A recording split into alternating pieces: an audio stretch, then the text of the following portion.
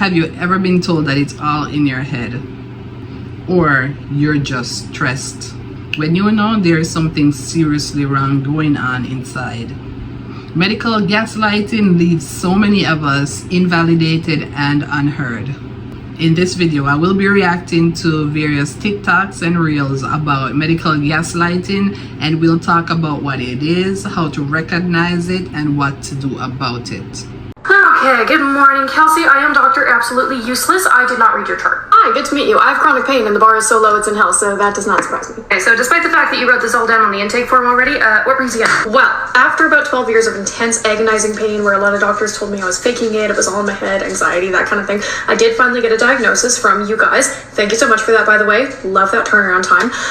You had me on a medication for the last year. It was working really well until all of a sudden it wasn't, and now I am in intense pain again. Okay. On a scale of 1 to 10, where would you say your pain's at? Great question. For the average person, I'd call this about a 15. For me, because I've been living it with my whole life, we're gonna go with a 5. But so you take me seriously, I'm gonna say 9. Wow, 9. That's pretty high. We tend to reserve kind of 9s and 10s for like broken bones and car crashes. Yeah, I know, that's my point. Okay, maybe I should read this. Okay, yeah, it says here that they put you on like a really high dose of an anti-inflammatory. That would probably account for like some of the pain you're feeling. Anti-inflammatories can be really, really hard on your stomach. You probably just have a dozen stomach ulcers. Yeah, that would account for the pain. Yeah, wow. So, what do we do about that? I mean, we're gonna take you off that medication, obviously. Okay, great. That sounds like a good first step. And then what do we do after? After you take me off the medication that's helping my condition, how do I help my condition? My chronic inflammation issues that you put me on the anti-inflammatory for, what do we do with those? Well, we can look at getting you medicated. So usually what they prescribe for that is something called an anti-inflammatory. So is there anything else I can help you with today? I don't even really think you helped me with this. I could possibly write you a referral to like an internal medicine specialist. That sounds fantastic. Please write me a referral. Fantastic. He lives in Vancouver. He's 22 hours away and his wait list is 3.5 years long. Does that work for you? Okay. Do you find yourself minimizing your pain levels because you don't want to be seen as a pain pill seeker or seen as a hypochondriac? So when they ask you what's your pain from 1 to 10, you might hold back and say it's a 7 or 8 just to seem normal when you know your pain is actually a 15. I know I have done that, but because the misconception is that, oh, if your pain is a 10, 15, oh, you wouldn't be able to walk in here, you wouldn't be able to be standing. That is not true. First of all, medically, nobody can tell you how to experience pain. Nobody can tell you how to rate your own pain. That's something they don't want you to know. Your pain is subjective to that person.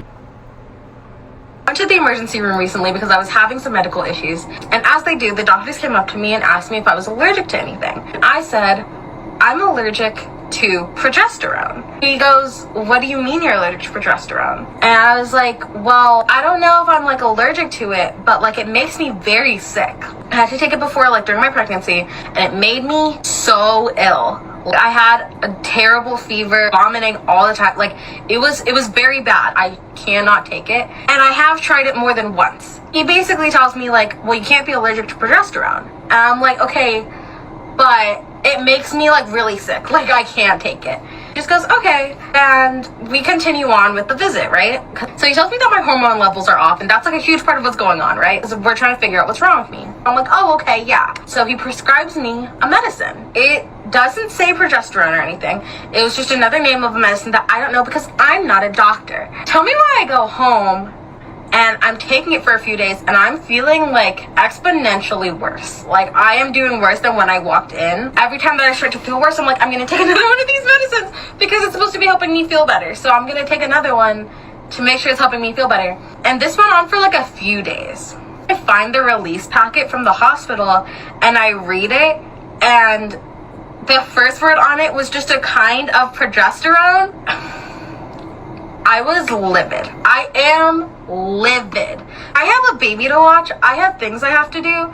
I had a drop coming up and I was working my ass off, and he purposely gave me this thing that we had a whole conversation on saying that I cannot take this, it makes me feel sick, for like what I imagine is just to prove a point that it wasn't going to make me sick. He gave it to me in a way smaller dosage than what I've taken before. So I wasn't like having a fever and having like all those like extreme symptoms. I was having like much smaller symptoms, but like way more sick nonetheless. And I'm just really frustrated because I really wanted to have this drop for Friday the 13th because it's supposed to be a day of femininity and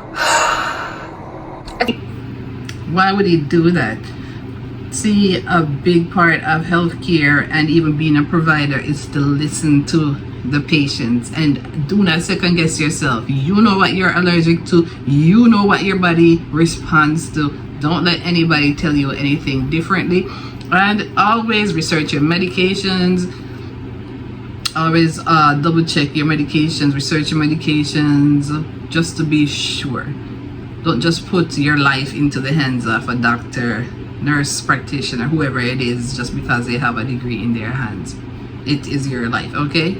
That was so unfortunate that he did that. Why would he do that? We need to get over, some of these providers need to get over themselves, get over their egos, just to prove a point that she's not allergic to progesterone. I mean, come on. There's a lot of people who respond differently to different female hormones, progesterone, estrogen, all of those things when they're out of whack. Number 5, ways to respond to medical gaslighting. Use these statements at your next doctor's appointment when your doctor is invalidating your experience. Number 1, what are the options that you haven't listed yet? Number 2, I don't want to wait and see what happens. I'd like to address this immediately. Yes, because waiting to see what happens could mean losing your life, ending up in the ER, a whole bunch of inconvenience that could have been taken care of right there in the doctor's office if they were being prompt and validating your concerns. Number 3, is this going to treat just the symptoms that I'm experiencing, or is this going to solve the root cause of my issue? Asking that question is very critical as well, because sometimes they give you medication to just mask the symptoms but not do the necessary tests or ask the necessary questions, do the necessary investigation to get to the root of a matter. And so you find yourself being bounced around from specialist to specialist, doctor to doctor, not really knowing what is going on just because somebody just doesn't want to take the time to dig a little bit deeper, which is in their scope of practice. Number 4, I tried that already and it doesn't work. Number 5, I'd like a second opinion. So if you have your own medical gaslighting story, please share it below. So remember, when you feel like you're being medically gaslit, make sure everything is documented. Make sure you document what they said to you, and you make sure when they do not address your concern that they also put their response into their documentation. Remember, you do have a right to get your medical records upon request. Make sure, if possible, bring a support person, because a lot of times you're going through this and you're already sick. So bring somebody who can advocate for you or even just be there to help you stand up for yourself. And remember that your pain is valid, your concerns are valid, and it's not all in your head. Remember to ask for clarification, and if you feel in a moment that your concerns are being blown over, ask them for a solution. Tell them that what is the solution, what is the care plan going forward. Ask them those questions. Don't be afraid. And if that doesn't work, seek second opinion, and always trust your gut. You know yourself more than anybody else. Thank you for watching. I hope you enjoyed the video.